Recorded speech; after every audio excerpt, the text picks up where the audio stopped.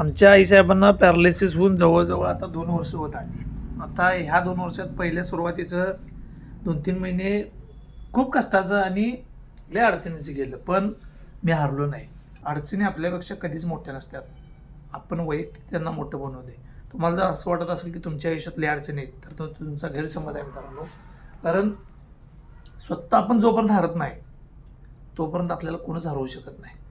मी एवढ्या अडचणींना लढा देतोय. आईला अंघोळ घालण्यापासून, नाश्ता चारण्यापर्यंत, नाश्ता तयार करण्यापासून, भांडी धुण्यापर्यंत, भांडीपासून धुणं धुण्यापर्यंत सगळी कामं मी करतोय. पण ह्या गोष्टीची मला लाज कधीच वाटली नाही. कारण आईनं माझ्यासाठी लहानपणापासून जे केल्या ते मी कधीच विसरू शकलो नाही. ते माझ्या मनात सगळ्या गोष्टी आहेत. आणि वृद्धाश्रमात जे आई वडिलांना लोक ठेवतात की नाही, त्यांच्यासाठी एक मी संदेश द्यायचा प्रयत्न करतोय. आता मागच्याच महिन्यात मला श्रावणबाळ पुरस्कार मिळाला आणि तुमच्यासारखे असं प्रेम करणारी जवळ बरीच आपली माणसं भेटली.